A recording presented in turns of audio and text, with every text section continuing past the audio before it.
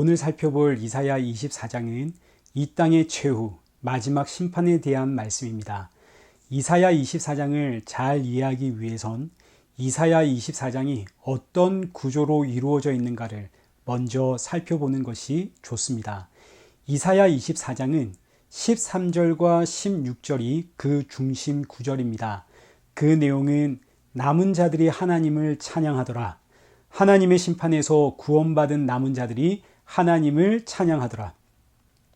이 중심 구조를 가지고 1절에서 12절까지 하나님의 심판이 기록이 되어져 있고 17절에서 20절까지 역시 하나님의 심판이 기록이 되어져 있습니다.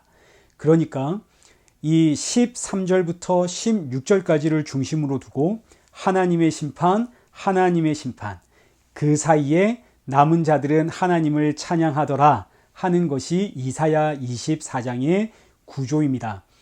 그리고 나서 21절부터 23절까지가 이사야서 24장의 결론인데, 결론에서는 다시 한번 하나님의 심판을 언급하고 남은 자들의 감사와 찬양을 기록하고 있습니다. 이렇게 구조를 이해하고 이사야 24장을 보시면 이사야 24장이 쉽게 이해가 됩니다. 이제 이사야 24장 1절부터 우리 한번 살펴보도록 하겠습니다.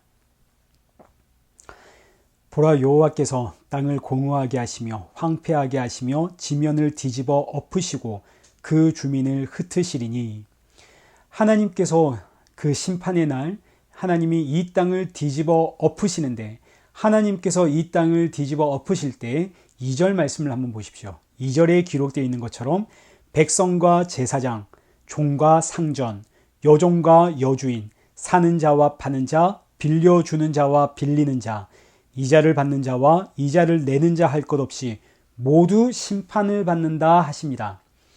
여러분, 이 세상에서는 누가 심판을 받나요?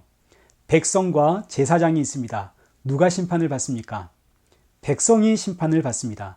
제사장은 심판받는 사람이 아니라 심판을 하는 사람이죠. 자, 마찬가지입니다. 종과 주인이 있습니다. 누가 심판을 받나요? 종이 심판을 받죠.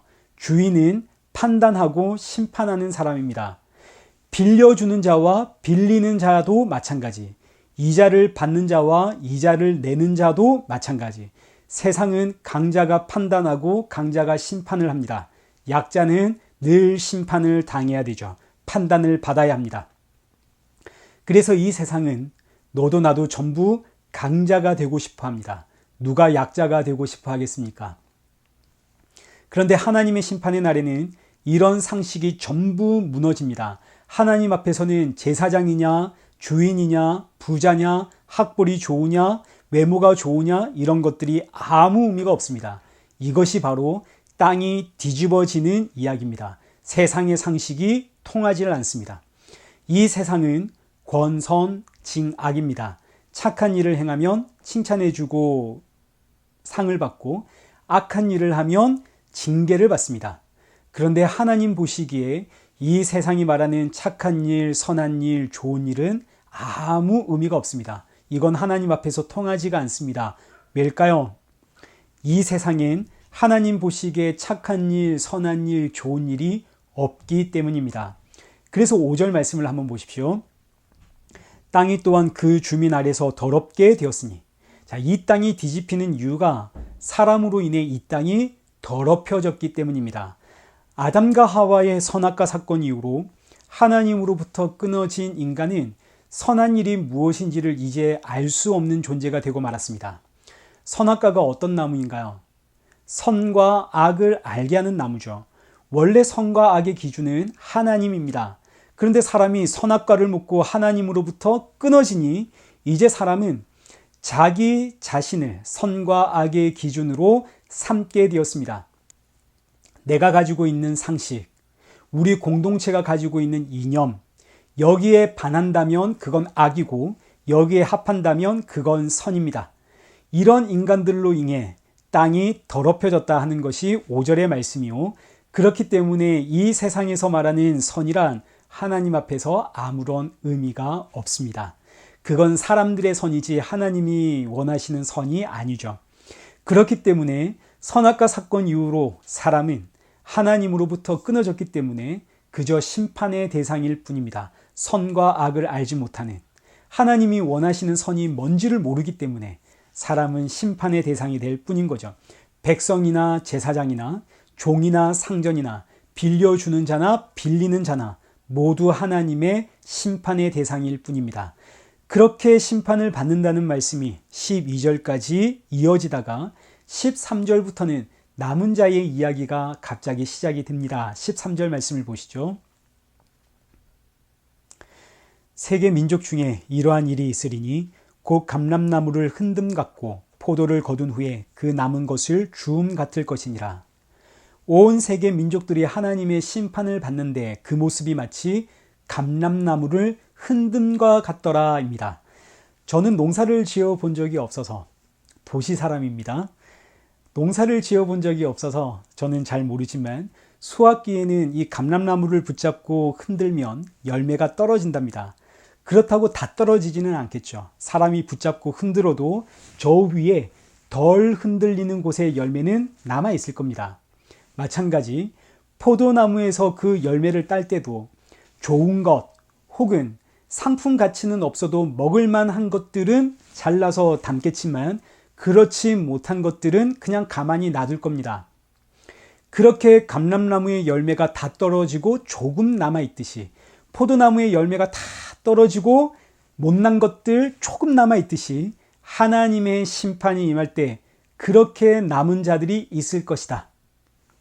이 남은 자들은 하나님 심판 앞에서 구원받은 자들을 뜻합니다.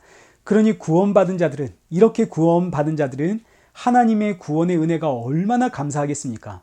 그러니 입만 열면 날 구원해 주신 하나님의 은혜, 너 어떻게 구원받았니? 하나님께서 나의 행위를 보지 않으시고 나의 행위를 본다면 나는 못 먹는 감람나무, 못 먹는 포도 열매인데 하나님께서 오직 은혜로 나를 남겨주셔서 구원받았지. 세상에 나도 똑같다. 나도 그 끔찍한 심판 가운데 하나님께서 내 모습 보지 않으시고 오직 은혜로 나를 남겨주셨기에 구원받았지. 그러니까 남은 자들은 오직 하나님의 은혜에 감사와 찬양과 영광을 돌릴 뿐입니다. 그 이야기가 14절의 말씀입니다.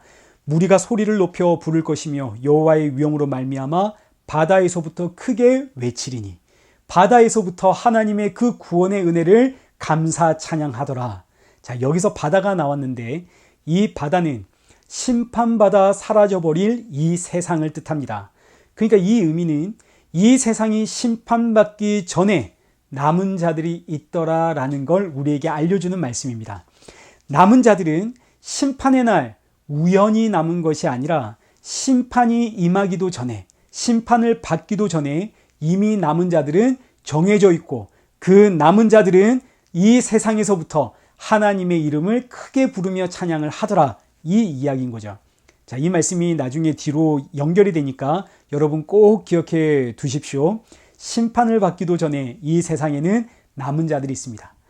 그 남은 자들의 사명은 이 땅에서 여호와의 그 구원의 은혜를 찬양하는 것.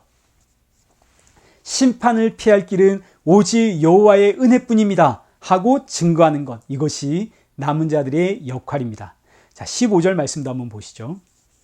그러므로 너희가 동방에서 여호와를 영화롭게 하며 바다 모든 섬에서 이스라엘의 하나님 여호와의 이름을 영화롭게 할 것이라. 자, 지금 15절에는 남은 자들이 동방에서 나온답니다. 동방에서부터 여호와를 영화롭게 할 것이다. 이 말씀을 가지고 남은 자들은 동방에 있구나. 그럼 그 동방은 어디냐? 그 동방은 동방 예의지국, 해가 뜨는 나라 한국이다. 그래서 남은 자들은 한국에 있다. 이런 이야기 하시는 분들이 계십니다. 여러분, 그런 이야기 아닙니다. 이런 이야기를 하면서 지금 한국에 재림 예수가 약 40명쯤 됩니다. 여러분, 그런 이야기 아닙니다. 여기서 동방이란 한국 이야기하는 게 아니라 해가 뜨는 곳을 뜻합니다. 해가 뜨는 곳은 죽음과 사망과 심판이 끝난 곳입니다. 새로운 생명이 시작되는 곳. 그러니까 동방에서 여호와를 영화롭게 한다는 말은 하나님의 심판에서 구원받은 새로운 생명들, 그 생명이 시작되는 자들이 여호와를 찬양한다라는 뜻입니다. 이 말씀 역시 기억해 두십시오. 나중에 뒤에서 연결이 됩니다. 16절 말씀, 땅 끝에서부터 노래하는 소리가 우리에게 들리기를 의로우신 이에게 영광을 돌리세야 하더라. 자, 이제 여기까지의 말씀들을 정리해 보겠습니다. 이사야 24장은 하나님의 심판과 남은 자의 찬양 이야기입니다. 1절에서 12절까지는 하나님께 심판받는 이 세상이 뒤집어지는 이야기를 묘사하고 있습니다. 세상 사람들이 의지하며 사는 이 땅을 뒤집어 놓으시는 하나님. 그리고 13절부터 16절까지는 이 심판 가운데 남은 자들, 구원받은 자들이 있더라. 그 남은 자들은 여호와를 찬양하더라. 자, 이 말씀이 중심 주제입니다. 그리고 나서 이제 이어지는 말씀들은 지금 여기까지의 말씀들이 다시 한번 고스란히 반복이 됩니다. 17절부터 20절까지 하나님의 그 심판이 묘사되는데 우리 18절 하반절부터 한번 쭉 보시죠. 위에 있는 문이 열리고 땅의 기초가 진동하고 땅이 깨지고 깨지며 땅이 갈라지고 갈라지며 땅이 흔들리고 흔들리며 땅이 취한 자같이 비틀비틀하며. 자, 하나님의 심판을 묘사하는데 그 심판이 전부 다 땅에 관련된 내용입니다. 땅이 뒤집어지죠. 땅이 깨지고 깨지고 땅이 갈라지고 갈라지고 땅이 흔들리고 흔들리고 땅이 비틀비틀거리고. 자, 이렇게 땅이 뒤집어지는 이유는 이 세상이 땅을 의지하며 살아가고 있기 때문입니다. 우리가 먹고 사는 음식들 전부 다 어디서 나오나요? 땅에서부터 나오죠.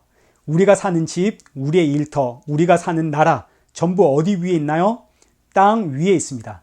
사람은 땅을 의지하며 삽니다. 그러니 보십시오. 땅이 없는 사람들의 한평생 소원이 뭡니까? 땅 가지는 겁니다. 다른 말로 내 집 장만. 그래서 하나님의 심판은 땅을 뒤집어 엎는 것이요. 땅이 뒤집히면 이 땅 의지하며 사는 모든 인생들은 그 땅 아래 파묻히게 됩니다. 이게 하나님의 심판입니다. 그럼 이제 보십시오. 이사야 24장 하나님의 심판이 땅이 뒤집히는 모습으로 계속 묘사가 됩니다. 1절부터 그렇게 계속 반복해서 등장을 하고 이 심판 가운데 남은 자들은 하나님께 찬양을 돌리더라. 자, 이제 결론입니다. 21절부터 23절까지. 이 결론의 말씀은 앞서 언급한 심판과 남은 자의 이야기를 다시 한번 반복을 하고 있는데, 이때 앞에서는 하나님의 심판의 대상이 이 땅을 살아가는 인생들의 이야기로 기록하고 있지만 21절과 22절에서는 하나님의 심판의 대상이 이 땅의 인생뿐만 아니라 영적인 존재들까지 전부 하나님의 심판의 대상임을 말하고 있습니다. 21절 말씀을 보시죠. 그날에 여호와께서 높은 데에서 높은 군대를 벌하시며 땅에서 땅의 왕들을 벌하시리니, 여기서 높은 군대란 영적인 존재, 타락한 천사, 사탄의 군대를 뜻합니다. 하나님의 심판은 단순히 이 세상뿐만이 아니라 영적인 존재들까지 포함하는 온 우주적인 심판이다 하는 것을 우리에게 알려주는 말씀입니다. 그런데 여러분, 이 심판은 사실 이미 이루어졌습니다. 언제 이 세상만이 아니라 영적인 존재들까지 하나님의 심판을 받았을까요? 예수님 십자가에서 죽으실 때에 이 세상과 영적인 존재들은 그날 이미 모두 심판을 받았습니다. 예수님 십자가의 죽으심으로 죽음의 세력 잡은 권세를 이미 멸하셨고, 그리고 이 세상은 그 십자가에 죽으시고 부활하신 예수님을 믿지 않는 것이 심판받은 겁니다. 요한복음 3장 18절의 말씀을 보십시오. 그를 믿는 자는 심판을 받지 아니하는 것이요 믿지 아니하는 자는 하나님의 독생자의 이름을 믿지 아니하므로 벌써 심판을 받은 것이니라. 이 세상에서 예수님을 믿지 않는 자는 이미 심판을 받은 자입니다. 아니, 그런데 왜 땅은 아직 뒤집혀지지 않았습니까? 예수님의 십자가의 사건은 이 세상과 온 우주를 향한 하나님의 심판이 선언된 사건이고, 심판의 집행은 우리 주 예수 그리스도 다시 오시는 그날에 이루어지기 때문입니다. 그래서 지금 이 세상을 우리가 비유할 때 흔히 사형수 이야기를 하는 거죠. 사형수가 사형 집행일을 기다리는 것처럼 예수님 십자가 사건 이후로 지금까지의 이 시대는 하나님의 심판이 집행될 그날을 기다리는 시대입니다. 그래서 이 시대를 말세라고 표현을 하는 거죠. 이 말세에 모든 인류들은 전부 다 하나님의 그 심판의 날을 기다리게 되는데 세상 사람들은 그 하나님의 심판을 믿지도 않고 우습게 여깁니다. 지금 당장 눈에 보이지 않으니까요. 그러나 주의 심판을 아는 하나님의 자녀들은 그 날을 기다리며 우리 주 예수 그리스도의 이름을 증거하게 되어집니다. 예수 그리스도만이 하나님의 심판에서 우리를 구원해 주시는 유일한 길임을 알기 때문이죠. 이 말씀이 23절의 말씀이고 우리 아까 제가 기억하라고 했던 말씀들 기억나십니까? 13절, 14절, 15절, 16절에 기록되어 있는 말씀입니다. 일단 23절 말씀을 한번 보시죠. 그때에 달이 수치를 당하고 해가 부끄러워하리니. 달이 수치를 당하고 해가 부끄러워한답니다. 그 이유가 뭘까요? 그 이유는 해보다 더 밝은 빛이 오니까, 해와 달보다 더 밝은 빛이 오니까 해가 부끄러워하고 달이 수치를 당한다는 뜻입니다. 자, 이 말씀은 요한계시록 21장 23절의 말씀과 고스란히 연결이 되는데 사실 오늘 우리가 읽은 이 본문 이사야 24장은 굉장히 어려운 내용들입니다. 요한계시록과 굉장한 밀접한 관계를 가지고 있기 때문에 요한계시록과 연결되는 말씀들이 아주 많습니다. 그러나 우리는 큰 줄길만 알면 되니까 제가 언급하지 않았습니다. 큰 흐름만 알면 됩니다. 요한계시록 21장 23절 말씀을 한번 보십시오. 그 성은 해나 달의 비침이 쓸데없으니 이는 하나님의 영광이 비치고 어린 양이 그 등불이 되심이라. 자, 이 말씀을 보니까 하나님의 나라는 해와 달이 쓸데가 없답니다. 왜일까요? 하늘의 해와 달보다 더 밝은 빛이 있기 때문입니다. 그 빛은 하나님의 영광이요. 이 하나님의 영광이 뭐라고요? 어린 양.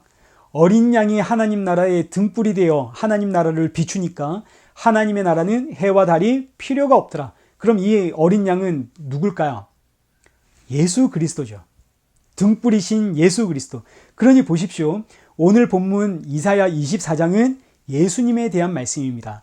해와 달보다 더 밝은 예수 그리스도. 예수님만이 생명의 길입니다. 여기에 남은 자들의 비밀이 있습니다. 남은 자들은 대체 어떻게 남을 수가 있었나요? 그 이유는 오직 하나뿐이죠. 십자가에 죽으신 예수님이 그들을 품으셨기 때문입니다. 그래서 본문 15절에 그러므로 너희가 동방에서 여호와를 영화롭게 하며, 이 동방은 장소를 뜻하는 단어가 아닙니다.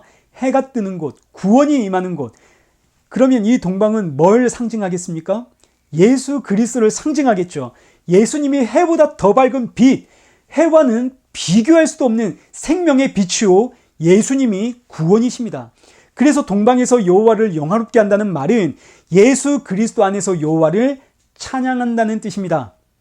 그러니 남은 자들은 왜 남은 자들인가요? 생명의 빛이요 구원이신 예수 그리스도 안에 있기에 이들은 남은 자들입니다. 그래서 이렇게 남은 자들은 오직 예수 그리스도 그 외에는 할 말이 없는 거죠. 이렇게 남은 자들은 바다에서 하나님의 심판이 있기 전 이 세상에서 이미 하나님의 품 안에 있는 남은 자들은 내 능력이 아니라 오직 예수 그리스도의 은혜로 내가 남았다는 사실을 알죠. 너 어떻게 남았니? 야, 나는 내 행위가 아니라 예수님께서 나를 품으셨어. 야, 나도 예수님의 그 보혈이 나를 덮어주셨어. 남은 자들은 이 땅에서 예수 그리스도 외에는 할 말이 없습니다.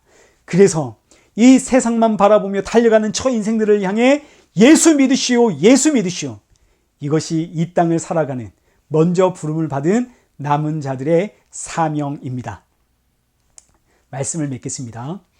이사야 24장은 장차 일어날 이 세상을 향한 예언의 말씀입니다.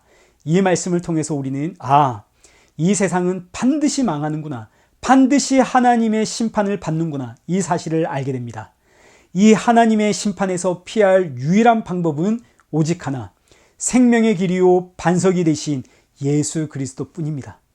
이를 위해서 십자가에 죽으시고 부활하신 예수 그리스도, 그 예수님을 믿는 자가 남은 자요, 남은 자는 이 세상이 어떻게 될 것임을 너무너무 잘 알고 있기 때문에 이 세상, 이 땅을 의지하며 살아가는 사람들에게 온 힘을 다해 예수 생명 증거하게 되는 거죠.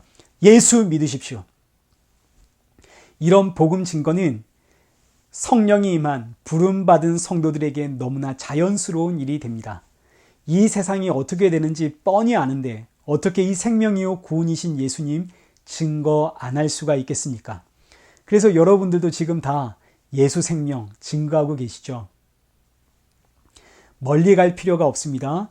우리의 선교지는 내가 지금 있는 여기, 내 가정, 내 일터입니다. 사랑하는 내 배우자에게, 사랑하는 내 자녀들에게 듣든지 아니 듣든지 틈만 나며 우리는 예수님 증거하고 있습니다. 그럼에도 불구하고 아무런 반응이 없는 내 가족들을 볼 때 때로는 답답해 가슴도 치고 답답해서 울기도 하지만 그러나 그럼에도 불구하고 돌아서면 또다시 복음을 증거하는 이것이 저와 여러분의 사명입니다. 오늘 이사야 24장의 말씀을 통해서 이 세상은 반드시 심판을 받는다는 사실을 다시 한번 확인하게 됩니다. 반드시 심판받는 이 세상에서 유일한 생명의 길은 오직 예수님 뿐입니다. 이 귀한 생명의 복음이 저와 여러분의 가정에 충만하길 축원합니다.